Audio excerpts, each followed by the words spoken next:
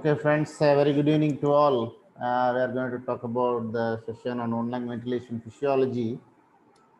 And after finishing this ventilation physiology, we can go for the case discussion regarding pneumonectomy. Okay. Uh, where is the slide? Is not functioning. So, online physiology, there is a mixing of deoxygenated blood because cutting the one lung for oxygenation, ventilation is cut off. So there is a mixing of deoxygenated blood from the collapsed lung to the oxygenated blood from the still dependent lung. So this widens the alveolar arterial gradient final and lead down to hypoxemia. There is a major problem in lung physiology. And for regarding this consideration regarding the lung physiology is concerned, we have to deal about all those subheadings. This is for introduction for this positioning of the patient in lung ventilation. That is LDP, lateral decubitus position, and open pneumothorax, and the positive pressure ventilation and anesthesia. And there is any problem in intentional collapse of the diseased lung and the role of HPV. That is hypoxic pulmonary vasoconstriction. These are all the factors that lead on to hypoxemia in one lung ventilation. Okay. So before going to this, we should have the overall view regarding this ventilation and perfusion and two lung physiology, normal lung physiology. Here, see this picture that the apex to base, I am drawing the picture of the alveoli size. And this is the curve, so this is the complaint curve of the lung. That is, in the apex, complaints curve means there is a applying pressure, there is an expansion of the lung. So, unit volume of pressure applied and unit volume of expansion. That is the ratio that is called compliance. That is the expansion of the lung according to the pressure applied. And here you are looking about this size of the alveoli from apex to the base. In apex, the size of the alveoli is very large. And the midzone, it is medium. And it come to the base, it is still smaller, wide. And what is the rationale behind this difference in the size of the alveoli? And here, see the picture again. It shows that very good idea why it is like this. In the alveoli, in that non-dependent lung, that is in the apex, that shows it is very large because the pleural pressure, the negative pressure in the alveoli is very high, that is minus 12 centimeter of water, and at the same time the pleural pressure at the base is minus 4 centimeter of water. So negative pressure will pull the lung out. So it also pull the alveoli out and showing the alveolar size is very large. So coming to this compliance of the curve, compliance is the expansion of the lung by application of pressure. Shit. So the apex, this non-dependent lung, the alveoli in the non-dependent lung shows this the flat portion of the compliance curve, and the middle, I mean above the base, the middle portion of the lung, middle segment of the lung, it is a small alveoli that corresponds to the steeper portion of this curve, the compliance curve. I will explain you what is steeper portion, what is a flat portion. And the base, again, in the base, the definite base, this alveoli corresponds to the, again, this flat portion of the curve almost. What it denotes that? The compliance curve, it is an somewhat S-shaped curve. If you apply pressure, there should be expansion of the lung. Okay, go to the next slide. If you apply pressure, there is an expansion of the lung. That is called compliance. In the, what is the volume change according to the pressure change? What happens if you apply pressure of minus 10 to minus 13 degree, 13 millimeter of mercury, centimeter of water of intrapleural pressure, what happens to the volume change? What happens to the volume change is very, very minimal in the apex. It is a non-dependent portion of the lung. The compliance is very minimal. So that corresponds to the steep portion of the curve. The compliance of the upper lung, that is the apical portion of the alveoli, even though it is enlarged, the compliance is very low. What we need is compliance is much more important for ventilation is concerned. When you come to the base portion, when you apply -3 centimeter of water of pleural pressure to -6, the change in the pressure, the volume change in the alveoli in the lung is very high. That is more compliant alveoli. So the ventilation is very better in the dependent portion of the lung, not in the non-dependent portion. Ventilation. So more ventilation occurs at the base, not at the apex. Okay, even though the alveoli are very large, because the compliance in the non-dependent lung is very, very low. That is the thing we have to remember it regarding this ventilation is concerned. This is a very basic physiology. You have to understand it by this graph. I hope you all can understand this ventilation regarding compliance. And regarding this perfusion and ventilation is concerned, this is the slide that shows. See, we are taking this picture from first rib to the fifth rib. See, the alveolar ventilation in the first rib is 0.24 liter per minute, and the perfusion is at the level of the first rib, it is 0.07 liter per minute. And the ratio between this ventilation and perfusion is 3.3 in the non-dependent portion of the lung. At the level of first rib, they are taking this picture. That is, this is study conducted by the Professor West. And see that at the level of the fifth rib, the same values, that is alveolar ventilation is 0.82 liter per minute. See this compliance of this curve. Now you can understand why this is the gross difference in this alveolar ventilation. Which portion of the lung is more beneficial? Now you can understand what I have told earlier. The alveolar ventilation at the level of the fifth rib is, this is a non-dependent portion of the lung, that is 0.82 liter per minute. And again, your internet connection is unstable. Irfan, it is audible? Hello? Yes, sir, clear, sir. It is audible, sir. Clear, sir. Clear, okay. The internet connection is unstable. That is the warning. No issue. So totally Geo is slow today, sir. That is slow today. Can I switch over to all? I switch over to this BSNL.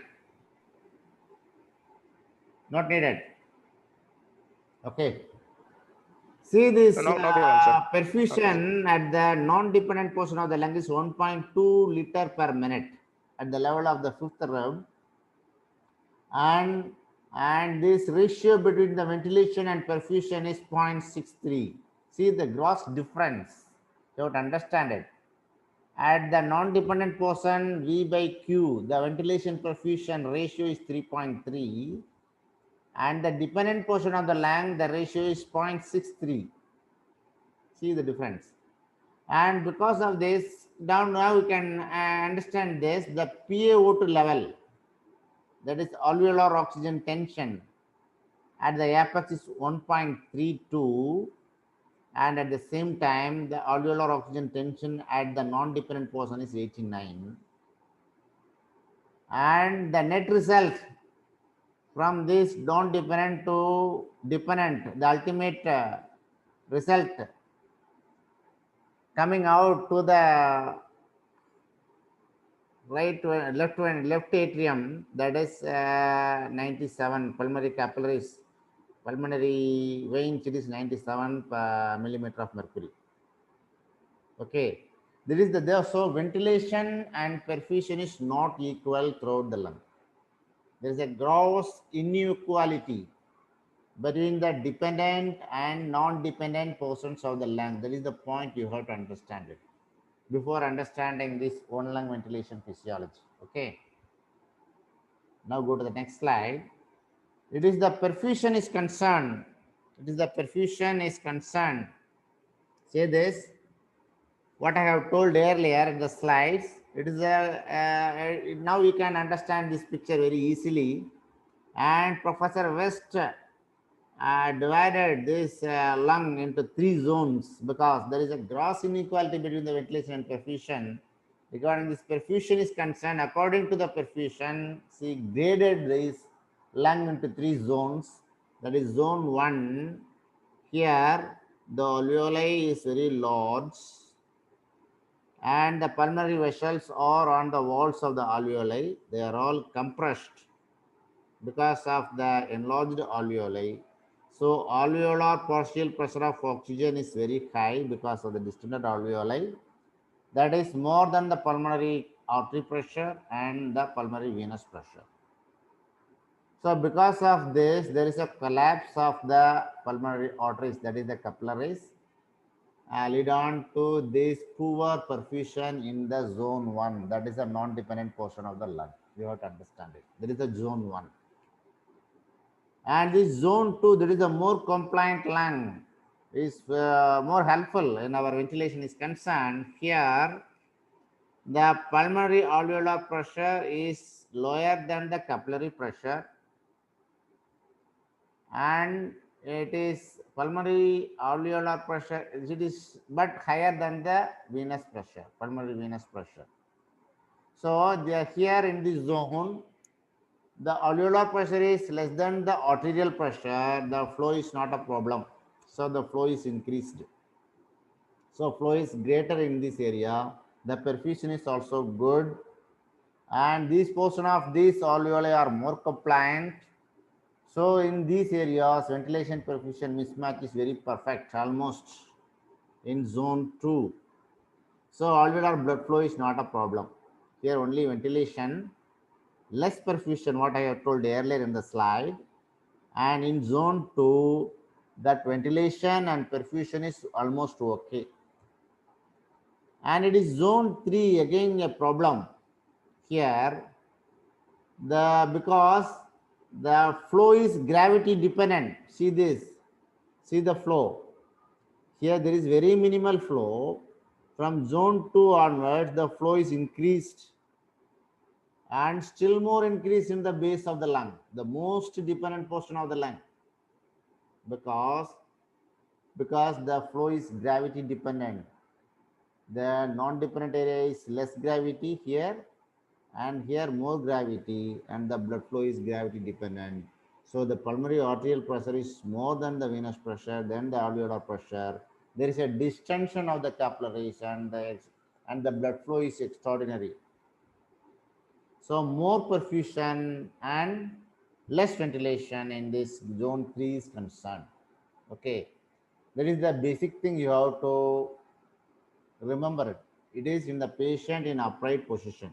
It is in the upright position. You have to consider this, what happens to our one lung ventilation of lateral decubitus position. I will explain you later. Okay. So regarding this, I repeat again, they are later nowadays they are putting these zones into 4 zones because they are adding this pulmonary interstitial pressure. Here zone 1 is okay, already told you, pulmonary. Zone 4 is and the perfusion is directly proportional to the difference between the pulmonary arterial pressure and the pulmonary interstitial pressure. Here, the arterial interstitial gradient having the major role that determines the flow of blood. And still more, here in zone 4, the pulmonary interstitial pressure is less than the arterial pressure. There is a more distension of the alveoli, and the blood flow is not reduced, but not as like that of our zone 3. Okay. So with this variation in the ventilation and perfusion, this equality, that shows that the V by Q in the zone 1 is 3.4. You can already seen this in the earlier slide also. In the zone 2, it is almost average. This ventilation and perfusion is almost equal. Almost, not almost equal means both are equal means the V by Q is 1. That will not be occur. It is average it's happened in 0.8. And in zone 3, the perfusion is very high and ventilation is very poor. That is, here it is the high V by Q area because ventilation is high and perfusion is low. High V by Q, that is 3.4. And in zone 3, that is a low V by Q, ventilation is lower and perfusion is very higher, enormous. There is a low V by Q areas, and this mismatch is there. This ratio is 0.63. That is in the patient in upright position. It is erect posture. This is the basic physiology regarding ventilation perfusion is concerned. You have to understand this. I don't want to go into the details of this V by Q because it's a very good, very big topic. We have to discuss it in another day. It will take more than 1.5 hours for the explanation of this V by Q is concerned. Now see that low V by Q to high V by Q. See, it is the non-dependent portion of the lung. Here come to this, it's a very high V by Q area. And what happens to the PO2 level in this? It is very high. And what is the PCO2 level in high V by Q? It is very low. It is almost less than 20. So the PCO2 level is low. In the understanding this, whether you understand or not, the one thing you have to remember it. In case of high V by Q, the oxygen PaO2 level, PaO2 is high and PCO2 is low. If you say this low V by Q, ventilation is very poor. So what happens to the PaO2? Is very low. What happens to the PCO2? It is very high. This is the basic thing you have to understand this. Okay. High V by Q and low V by Q areas. Okay. We'll discuss it later in next slides. So see that the perfusion, ventilation perfusion range from apex to base, that is this non-dependent to dependent, ranges from 0.3 to 0.3, 0.3 to 3 ratio, V by Q ratio alters from 0.3 to 3. At one point it is 1. That is the rib number 3. The V by Q ratio, we are drawing this picture. Here the stop, the blood flow is low, ventilation is good.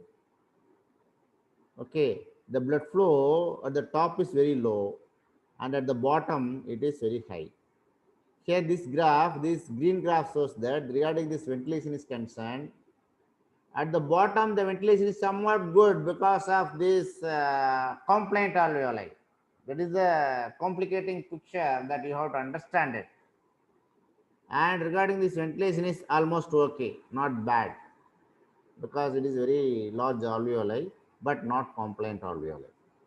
So at this rib number 3, I am talking this slide and the first slide from from picture rib number 1 to rib number 5. That is the picture that is taken the study by Professor West. He is the most eminent lung physiologist. Written a book on pulmonary physiology. Very good book. Anybody is interested, you can read. The West Physiology is the very best book in explaining all pulmonary physiology and physics is concerned. So at the point of rib number 3, the V by Q is 1. That is the point here. This point, the V by Q is 1 at that one point is concerned, at the level of lung, at the level of rib number 3. Okay. The same picture that is repeated again. So regarding this position, we are coming to this. We are talking about this lateral decubitus position. So far as we are talking about this erect posture is concerned. Now we make the patient in lateral decubitus position in non-lung physiology. Before that, we are talking about this.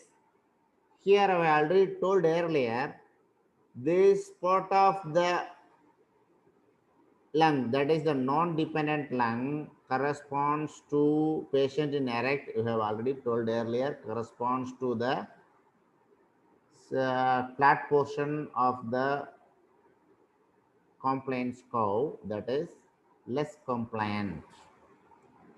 And non-dependent portion of the alveoli, that is smaller alveoli, are most important because they are very compliant. There is take much more part, they take over the ventilation, and that corresponds to the compliant portion of this curve. They mean the vertical portion, vertical portion of the compliant curve, steeper portion of the compliant curve. Okay. The same thing, if you take this in the lateral decubitus position, the non-dependent lung and the dependent lung, the non-dependent lung in an awake patient, it is here, this physiologist almost changed. This is more less compliant because this portion come for zone 1 and that corresponds to the flat portion of the compliant curve. In the dependent lung, that portion is concerned with more compliant alveoli, corresponds to the steeper portion of the compliant curve in a patient with awake. If you put the patient from erect posture to lateral decubitus position, can you able to understand this slide? The slide, this understanding this slide is most important. The upper lung become like this.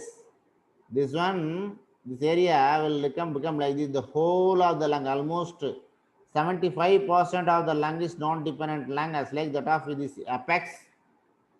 That corresponds to flat portion of the compliant curve. And this dependent lung corresponds to smaller alveoli, corresponds to steeper portion of the compliant curve, which are all more compliant in a patient with awake. Okay. And next, with the effect of anesthesia, with the closed chest, what happens? I have already told earlier, this up lung, that is the non-dependent lung to the upper part and dependent lung to the steeper part. So when the patient is anesthetized, what happens? The upper portion of this lung, that is the non-dependent lung, is more compliant. This part of the lung is more compliant. Or why? I will explain you later. What is the effect of anesthesia on respiratory system is concerned? It is reversed. The non-dependent portion of the lung is corresponds to the steeper portion, that is more compliant. So non-dependent lung is more compliant. The patient is anesthetized in left lateral decubitus position. And this dependent portion of the lung corresponds to flat portion of this compliant curve. It is less compliant. That is the thing you have to remember it. Okay. So what happens if these are all the things in closed chest, and in thoracotomy we are doing open chest. So what happens? The chest is open. There are two things you have to remember it. There are two physiological changes that will occur. One is the mediastinal shift, and the next one is paradoxical breathing. That is pendulift. Now you can go to the mediastinal shift proper. So in the mediastinal shift, the patient is in open pneumothorax. So this pleural pressure, this side of the non-dependent chest is communication with the atmosphere, and this negative pressure is lost, and this area will become positive pressure, and the pressure is equal to the atmosphere. That you understand it. And for this dependent lung, this area is normal, it is more negative comparing with the atmosphere. Okay. So during inspiration, what happens? So because of this pressure effect, it is a negative pressure here, it is a positive pressure here. What the negative pressure does, it pulls the contents in these areas. The mediastinal structures are pulled in, that lead on to mediastinal shift. Okay. So what happens in phases of respiration? So here during inspiration, the negative pressure in this dependent lung is more. Okay. So more negative pressure will pull all the mediastinum towards this, producing very ill effect. So this mediastinal shift can create a circulatory and reflex changes, may result in a clinical picture similar to that of shock and respiratory distress. Okay. So what happens during this expiration in the patient in spontaneous respiration? Here, during expiration, what happens to this pleural area? What happens to this pressure here? It is more positive. Whatever, so this positive, and you are pushing out, so shifting the pulling out the mediastinal structures upward. So this will happen in a spontaneously breathing patient during a phase of inspiration and expiration. Okay. And next one is the problem is paradoxical respiration, that is pen to left. It is a short question asked in the examination. In a patient with open pneumothorax, during inspiration, here I have already told earlier, this area is positive, equal to the atmospheric pressure, and this dependent lung is negative subatmospheric pressure here. During inspiration, there is more negative intrapleural pressure, and will suck the air from the atmosphere also, and also suck because of this negative pressure inside this transpulmonary pressure gradient. This pleural pressure, negative pleural pressure is transmitted into the lungs. So increasing the transpulmonary pressure gradient, and it will suck the gas air in this non-dependent lung into the dependent lung during inspiration. Okay. And what happens to the expiration? So here, what happens to expiration? The transpulmonary pressure gradient is very less, and the positivity, the pressure is become more positive, and push the air out through the tracheal bronchial tree and also into the opposite lung. So in inspiration, the air is sucked in from the opposite lung, causing compression of the lung. And during expiration, what happens to the non-dependent lung? The air is expelled out into the opposite lung, producing expansion of the lung. So there is a paradoxical respiration. Usually what happens during inspiration, the lung expands. During expiration, lung collapse. The opposite is occurring. That is why it is called paradoxical respiration. So the gaze movement, reversal from one lung to other lung, represents wasted ventilation, can compromise adequacy of gas exchange. So for this, for these effects only, we cannot keep the patient on spontaneous breathing during thoracotomy. Can you understand these two features of this mediastinal shift and paradoxical respiration? Can you understand this? There is a to and fro movement. Inspiration collapses, expiration expands in a spontaneously breathing patients. Okay. Now it's a nutshell of this physiology of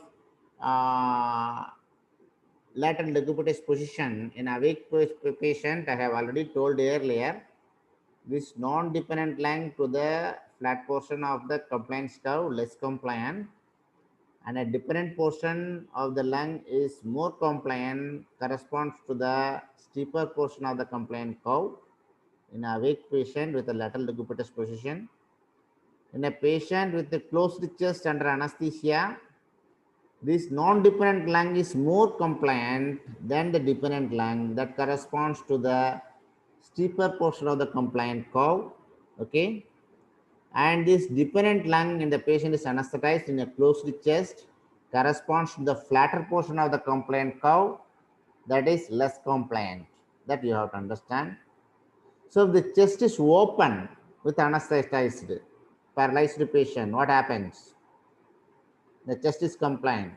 Here there is abdominal pressure is pressing over this dependent lung, and this non-dependent lung is chest is open, it is very free, and this non-dependent lung is more compliant, corresponds to the steeper portion of the compliant curve. Can you able to understand it? And in the dependent lung in the open pneumothorax, open chest, corresponds to flat portion of the compliance curve that indicates that that portion is less compliant, less ventilation. That is the problem in ventilation in one lung physiology is concerned. These are the basic physiology alterations happen during this position is concerned with anesthetized and open pneumothorax. Okay, now we can able to understand what I told clear. I hope that. And what are the effects of anesthesia on pulmonary system is concerned? More FRC is affected. This is the commonest question asked by the examiner routinely. What happens to the FRC in anesthesia? This positioning, usually in supine position, the FRC is reduced to 0.8 to 1 liter in adults. During induction, the FRC is still more reduced to 0.4 to 0.5 ml, and totally 1.5 liter of FRC is reduced during induction of anesthesia to keep the patient on supine position. Why there is so much of gross reduction in FRC in anesthesia? In anesthesia, it will lead on to alveolar collapse. There is a compression atelectasis because we have lost the tone of the muscle. That will keep the alveoli in open. The tonicity of the radial muscles are lost, lead on to compression of the alveoli, alveolar collapse. Due to loss of inferior muscle tone and change in the chest wall rigidity, and there is an upward shift of the diaphragm during induction of anesthesia, all lead to the closing capacity is higher than the FRC, and airway closure can occur during anesthesia, lead on to desaturation. Okay, and another thing is there is an increased airway resistance in anesthesia because of the collapsed alveoli. There is a compression, dynamic compression of the alveoli. There are so many pathological factors also producing a major role in anesthesia in a deceased patient. There is a posterior displacement of the tongue, laryngospasm, bronchoconstriction, secretions, blood, any tumor in the airway, all lead on to very severe problems. There is enormous increase in the airway resistance. Because of this enormous increase in the airway resistance, there is an increase in the work of breathing also. That is due to reduced lung and chest wall compliance and increase in airway resistance. These are all the problems, these are the effects of anesthesia on pulmonary system is concerned. So it is a nutshell problem. And if a patient in lateral decubitus position, here you take this because of the abdominal contents, the diaphragm is shifted upwards, that will reduce the FRC, number one. And number two, this positioning will produce this less amount, again further reduce the FRC. And next, number three, this induction of anesthesia, which I have told earlier, that will reduce the FRC. And the paralysis has a major role. And because the muscle tone was lost, and there is a compression of the alveoli, And finally, the surgical position and displacement will have the further role of further reduction in FRC. So there is a progressive Kefauver displacement of the diaphragm. All these factors lead on to reduction in FRC in a patient in lateral decubitus position. These are all the factors you have to concern about it. And again, here this, what I have told earlier is the mediastinal shift is there. We can avoid paradoxal respiration because the patient is not having any respiration at all, and we can avoid paradoxical respiration pendulum left, but we cannot avoid this mediastinal shift because of the gravity. The mediastinum will compress over this dependent lung, and this position what I have told earlier, and this open chest and abdominal pressures and paralysis, flaccid diaphragm, all all having this lead on to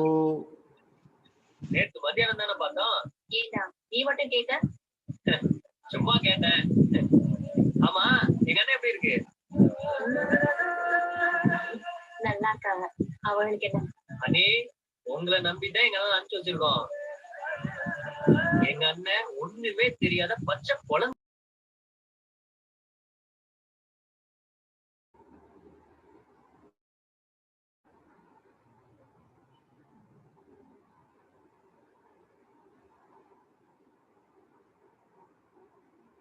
okay. And regarding this flow distribution is concerned in non-lung ventilation. I am audible now? I am audible? Hello, I am audible? Irfan. And regarding why there is disturbance here? Hello? Where is the problem here? The main physiological changes regarding this blood flow distribution in non-lung ventilation is concerned. The main physiological factors in OLV is the distribution of lung perfusion between the dependent and non-dependent lung. The major determinants here are the 5 things. One is that gravity has the major role, which I already discussed earlier, and the severity of the lung disease that have the major role in this perfusion is concerned, and the magnitude of HPV, how much it is effective on that patient, it has a major role regarding this altering the blood flow. And surgical manipulations and interference have a major role in controlling this blood flow to the non-dependent lung. And the ventilatory mode, we are all using this in the dependent lung has a major effect because this positive pressure ventilation has a major effect, and we are giving so much of modes, and we are applying Peep, CPAP, all those things will have a effect on blood flow to the distribution of one-lung ventilation is concerned. Okay. The same thing it is as well. This hypoxic pulmonary vasoconstriction, I have already told earlier, this is a major role in controlling blood flow to the dependent and non-dependent lung. It is unique to pulmonary circulation only. This hypoxic pulmonary vasoconstriction is very unique to this only, and it is a locally mediated phenomena that it is stimulated if the alveolar arterial tension is less than 100. It is maximal at P out of 30 millimeter of mercury. Why there is such a, why this happen, nobody knows. It's an auto-regulatory mechanism. Now, I'll wait. It's an auto-regulatory mechanism, and the pulmonary vasculature that decreases the blood flow to the poorly ventilated lung, ensuring more blood flow to the ventilated lung, which is available for gas exchange in the better ventilated areas of the lung. There are so many factors that will alter this HPV. HPV is a protective phenomena that is more needed in one-lung ventilation is concerned.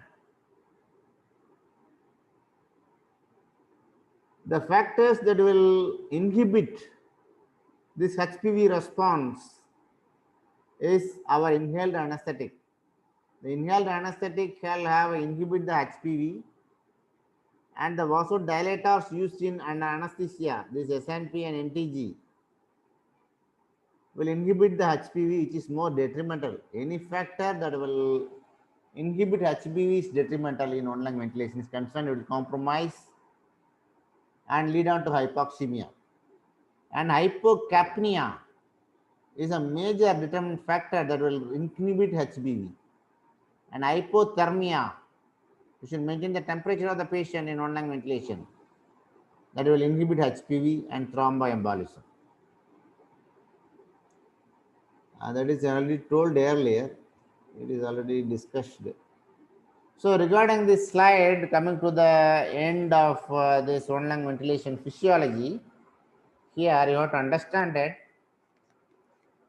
the flow is gravity dependent. I have already told earlier, the flow is gravity dependent. So because this non-dependent lung receives 40% of the blood flow, fractional blood flow is 100 total, this 40% blood flow to the non-dependent lung and the 60% blood flow to the dependent lung. Okay. Here normal QS by QT, that is ventilation perfusion mismatch, lead on to shunt. I will discuss it later in further classes regarding this shunt is concerned, intrapulmonary shunt. Shunt means there is a venous admixture, that is mixture of the venous blood, that is non-oxygenated blood mixing with the oxygenated blood. That is a fraction of the oxygenated blood, the fraction of the cardiac output which is not partake in the gaseous exchange is mixed with the oxygenated blood, which mixed with the area of lung that will partake in the gaseous exchange. So that is called venous admixture, otherwise called intrapulmonary shunting. So shunting means mixing of deoxygenated blood to the oxygenated blood. That is the percentage of cardiac, that is expressed in percentage of cardiac output. In normal erect posture, the shunt is 5% or less than 5% because of the so many factors. I don't want to go into the details of the shunt is concerned. There are anatomical shunt and physiological shunt and pathological shunt is a very large area. We can discuss it later one day. So in a patient with erect posture, the shunt fraction is 5% or less. And the patient with the lateral decubitus position, the shunt fraction is increased up to 10%. That is written in the slide, 10%. So the each lung contributes to 5% lead on to 10% shunt. Okay, 10% of the shunt. Now, in one lung ventilation, there is an obligatory right to left shunt through non-ventilated, non-dependent lung, because the V by Q in non-dependent lung is 0. The V by Q, we are blocking the ventilation. So 0 ventilation here. And the perfusion is there. So 0 by anything is 0. So V by Q in this non-dependent lung is, in one lung ventilation is 0. So in this situation, the HPV will act and this situation, which is very beneficial. So this active HPV, that is hypoxic pulmonary vasoconstriction, that diverts the blood flow to the ventilated area, which is an ventilated area is a dependent lung. So it is shifting, that is shifting here this blood flow to this non-dependent lung. Suppose if the HPV is active, for provided 50% of this blood flow to this area, which is partaking in the gaseous exchange, is 35%, because here the 5% shunt is there. So the blood flow in the one lung ventilation is 35%, which partake in the gaseous exchange. Blood flow is 35%. We are minusing the 40% here, 35%. This 35% by action of HPV, 50% of the blood flow to this non-dependent lung is diverted to the dependent lung. So 35 by 5 is equal to 17.5% of this blood flow to the upper lung is transferred to this dependent lung. Here, what is the amount of blood flow that lead on to shunt fraction? That is the most important thing. You have to remember it. You have to calculate it, because the amount of the percentage of shunt that directly affects the alveolar arterial gradient lead on to hypoxemia intraoperatively. That is a problem troubleshooting to us. So we have to calculate roughly about this, the percentage of shunt in one lung ventilation. Please understand, can you able to understand it? I will follow. This 35% of the blood flow, that is which will partake in the gaseous exchange, which will not be there, that will be shifted to here. And what is the remaining portion? This 17.5% of the blood flow here is on shunt. Okay, already there is a shunt fraction, that is due to anatomical reasons, we cannot avoid it. 5% of the shunt, which I have told earlier, contributes to 10, 5 and 5.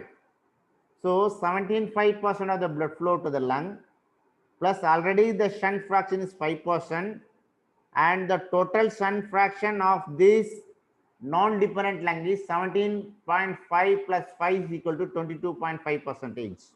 Can you able to understand it at this juncture?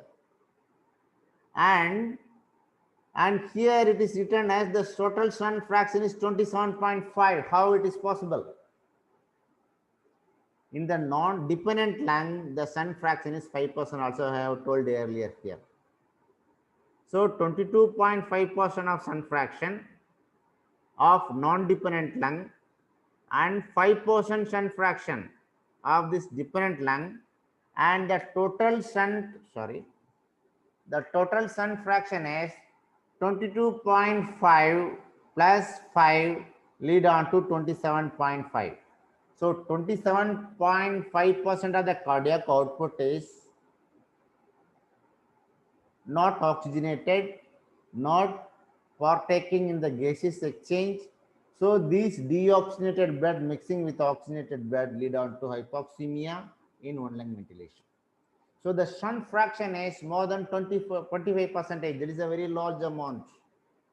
That is the problem in one lung ventilation. In one lung ventilation, there is always the problem of hypoxemia because of the very high shunt fraction. Approximately 27.5. It may be increased up to any amount due to so many problems that will occur in DLT malposition and pressure changes, bleeding and intra pressure changes and volume changes, any blocks and bleeding on, so many things will lead on to more amount of shunt fraction, lead on to gross difference in alveolar arterial gradient, lead on to hypoxemia. Okay. Now I can able to understand the shunt fraction, calculating the shunt fraction in one lung physiology is concerned. Okay. Now with this, what are the ventilator strategies? Ventilator strategies in one lung ventilation. What are the ventilator strategies? The recommended FiO2, with this I will finish this ventilator strategies only along with this physiology, because it will be very useful to you. The recommended FiO2 for one lung ventilation is FiO2 of 100% 1. What is the reason for this? The high concentration provides the high margin of safety and prevents hypoxemia. What is the problems encountered with this high FiO2? Already told earlier. It will produce absorption atelectasis. Absorption atelectasis. Whatever the oxygen in the alveoli will be absorbed, that take part in gases exchange, the alveoli will go in for collapse very easily. And this collapse alveoli, there is a perfusion is there is no ventilation, lead on to shunt fraction. So providing this FiO2 is already a problem. It's a troubleshooter and trouble reliever also. You have to adjust according to it. So the recommendation is FiO2 of 1 in one lung ventilation because of the very high shunt fraction is concerned. These are one of the most important, foremost ventilation strategy in one lung ventilation is concerned. Okay. And then how to set the ventilator settings.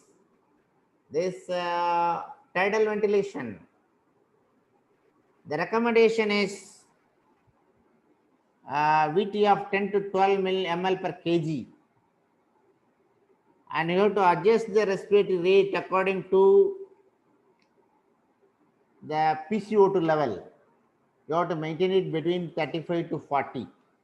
According to that, you can adjust the rate of ventilation because the rate is directly related to the carbon dioxide level. If you move the ventilation, lead on to hypocapnia, that will inhibit the HPV, that will further deteriorate the condition. I have already told earlier the role of hypocapnia on HPV. Okay. So the respiratory rate to be maintained, adjusted to maintain the PaCO2 of 35 to 40 millimeter of mercury. Okay. And if you there are so many strategies are there which will be very complicated area which is very tough to understand it. And if you set the tidal volume of less than 8 ml per kg, that is lead on to reduction in FRC, thereby increasing in atelectasis. If you increase the tidal volume more than 15 ml per kg, that will increase the pulmonary vascular resistance because the alveoli will become very large and less compliance and increase the pulmonary vascular resistance. It will compress the pulmonary capillaries in the alveolar wall. And this will, what happens if there is a high pulmonary vascular resistance increased, it will shift the blood from dependent lung to the non-dependent lung. Can you able to understand it? So there will reverse of blood flow, more increased blood flow to the non-dependent lung. There will be increasing the shunt fraction, lead on to hypoxemia. If you set the tidal volume of more than 15 ml per kg. And the mode of ventilation. So the average ventilation, the recommendation is other, again they are, and what happens, the more ventilation is concerned, more tidal volume, that lead on to parenchymal overdistension. Parenchymal overdistension, that lead on to acute lung injury in the post-operative period.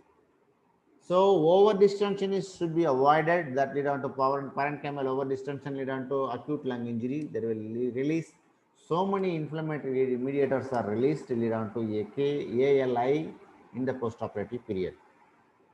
Okay. And next is the mode of ventilation. Here is the pressure control ventilation, that is very obvious. You have to maintain the peak inspiratory pressure of 30 to 35 millimeter of mercury. And increasing in this, if you change over to volume mode, that lead on to barotrauma. The authors suggest that the PCV may be preferred, pressure control ventilation may be preferred for the management of one lung ventilation because of lower peak area pressure associated with the greater perfusion of the dependent lung and smaller transpulmonary shunt. That is the advantage claimed. It is most important not to hyperventilate the patient's lung, because hypocapnia increases vascular resistance in the dependent lung, inhibits non-dependent lung HPV, I have already told earlier, increase the shunt and decrease the PaO2. So OLV, one lung ventilation itself, can cause inflammatory response, lead on to acute lung injury. So hypercapnia, in those situations, it is beneficial. That is why in RDS, they are maintaining this hypercarbia, that is called the permissive hypercarbia, that will prevent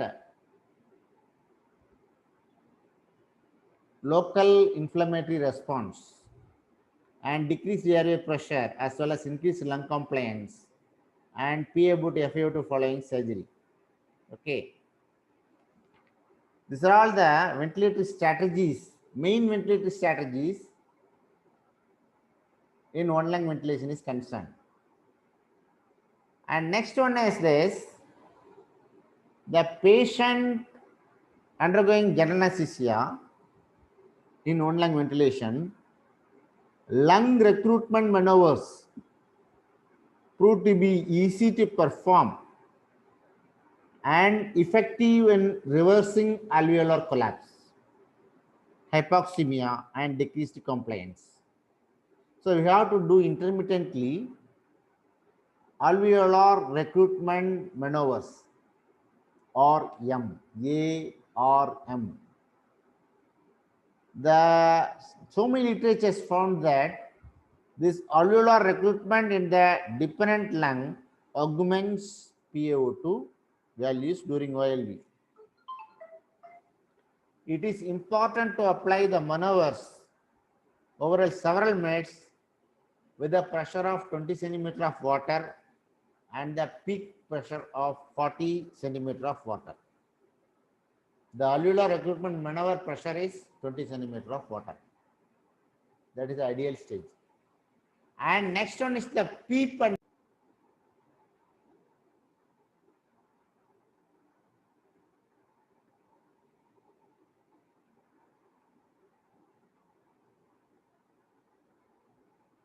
battery is running low.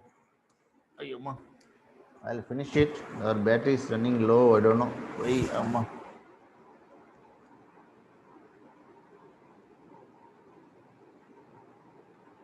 Am I audible?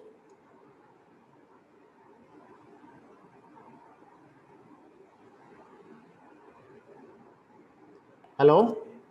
Yes, sir. Audible, sir. Audible, sir. What happens? Some disturbance is there. I will finish it. Okay, sir. Because my battery is so low.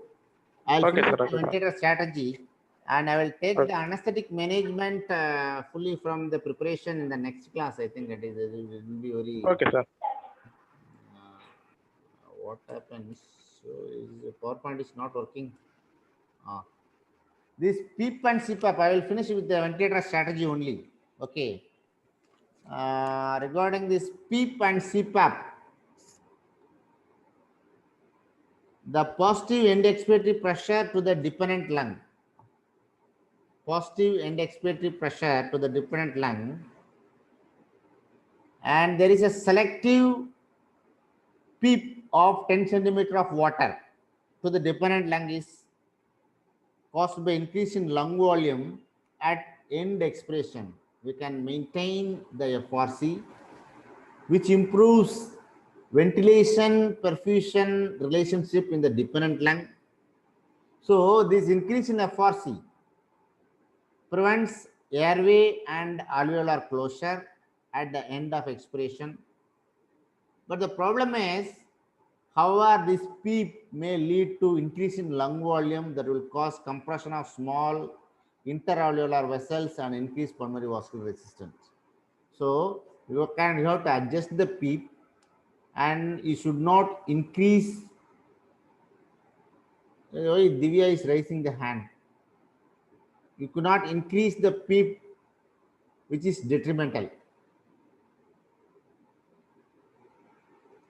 So application of PEEP had a negative effect sometimes of redistribution of blood flow away from the dependent ventilator lung.